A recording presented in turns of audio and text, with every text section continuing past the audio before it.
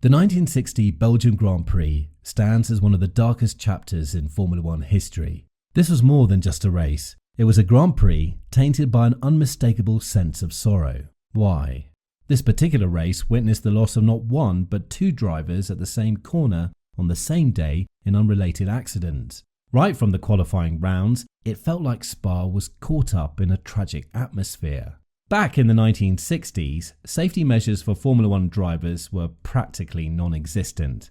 Full-face helmets were not a priority, fireproof overalls were more like a suggestion than a rule, and roll hoops simply didn't exist. Even when it came to seatbelts, drivers considered it safer to be thrown out of the car instead of being stuck in a burning car.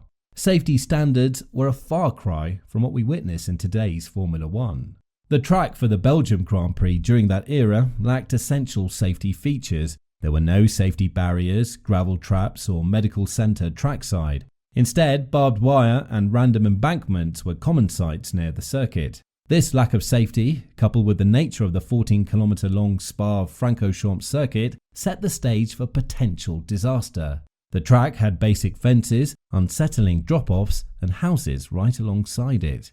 Given the dangerous nature of the Spa circuit, the track was obviously a dangerous fit for Formula One races. Yet, it's remarkable that throughout the 1950s, the track didn't witness any major tragic incidents in Formula One races. While other racing sports faced crashes and unfortunate injuries, Formula One events seemed to escape such misfortune during that time.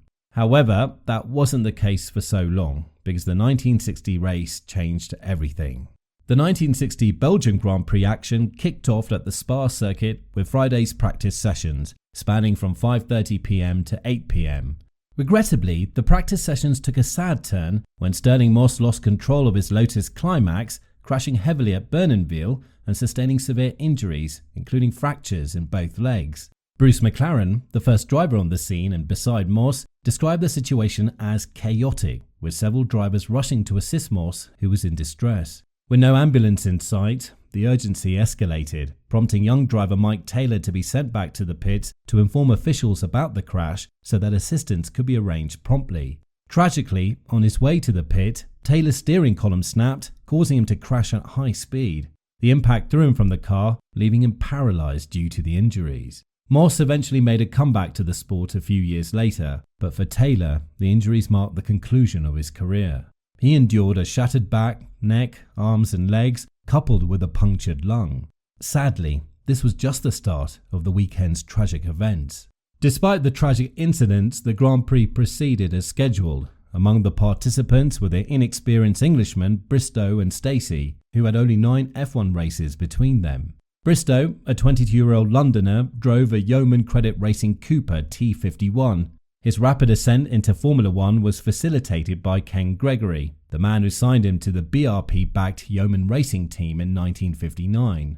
Bristow had caught the attention in 1956 while racing privately and had impressed at the London Trophy event at Crystal Palace in an F2 Cooper.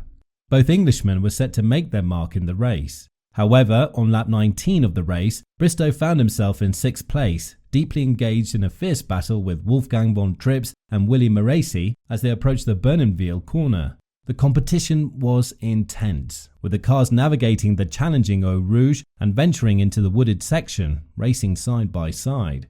Tragically, at the high-speed Bournonville corner, disaster struck. Bristow, in an attempt to reclaim the inside line, lost control, resulting in a devastating crash. The impact claimed the young driver's life instantly, and the once promising Cooper was left reduced to a crumpled wreck in the nearby fields. Shockingly, this tragedy was followed by another fatality mere minutes later. Alan Stacey, a 26-year-old farmer from Essex, had faced a serious motorbike accident when he was 17 years old, which led to a partial amputation. Overcoming this challenge, he used a prosthetic leg and a hand-controlled throttle, finding success in lower-level racing. When he joined Team Lotus as the second driver to Innis Island, Stacey took on the difficulty of racing with a hand-controlled throttle, refusing to let it stop him. Stacey's popularity among those who knew him was undeniable, but his Formula One journey was likely limited due to the challenges posed by the hand-controlled throttle. Journalist Gerard Krombach explained that Stacey, despite being a cheerful and likeable person, struggled with the demands of proper throttle control required in Formula One. The increasing complexity of the cars and the physical demands posed a significant hurdle, with Stacey having to shift his hips when pressing the throttle, ultimately impacting his ability to compete at the highest level. Nevertheless, Stacey was determined to prove at that year's Belgium Grand Prix that he could compete at the highest level despite his disability. But tragedy struck again on the 25th lap, and this time it involved Stacey. While Alan Stacey was exiting Bernenville and approaching the fast Master Kink, he lost control, and this resulted in a crash. The Lotus he was driving caught fire, and by the time anyone could reach him, Stacey had lost his life. The exact cause of the crash remained unclear, but Innes Island, his teammate, heard from spectators that a bird had struck Stacey's visor, causing him to lose control. However, in the BBC documentary, Grand Prix The Killer Years, several veterans pointed out that the risky designs of that time, especially from the Lotus team, were partly responsible for the accident. Interestingly, 3 out of the 4 crashes that weekend involved Lotus cars.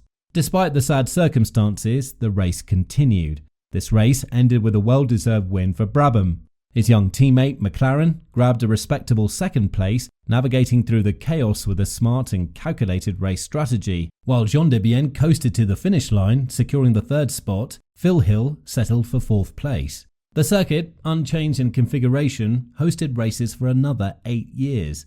The race continued on this configuration until 1968, marking the final time Formula One used the sweeps of Bernenville, Master and La Carrière. Unfortunately, this change came too late for the 2 young men who lost their lives. What might have become of Chris Bristow's career if he had not died in Spa? Ken Gregory firmly believed in Bristow's exceptional talent and considered him something special with the potential to become a world champion. Had he survived, he could have been a contender for a world championship. In the eyes of those who knew him, Bristow was likened to the early Schumacher of his time, showcasing immense talent in his short-lived career. Ken Gregory, reflecting on Bristow, expressed, "I regarded him as a protege, and he knew that we were preparing him for what would have been great things." The potential and promise of Bristow's and Stacey's careers were tragically cut short, sparking reflections on safety that would shape the future of the sport. The 1960 race wasn't the last Belgian Grand Prix to witness a serious accident. In 1966, racing legend Jackie Stewart crashed at the circuit, getting trapped in his car. The cockpit was flooded with fuel, and the twisted steering wheel held him inside for a harrowing 30 minutes. Graham Hill, another racing legend, came across the scene, borrowed spanners from spectators' cars, removed the steering wheel, and took Stewart to a medical centre. After this incident, Stewart decided to tape a spanner to his steering wheel in case he ever got trapped in his car again.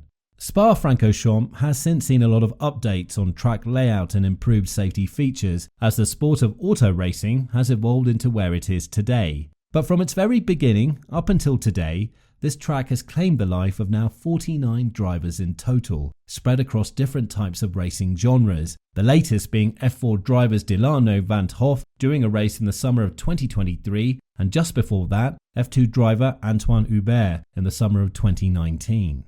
So what are your thoughts about the dark history of the Spa-Francorchamps racetrack? Let us know in the comment section below.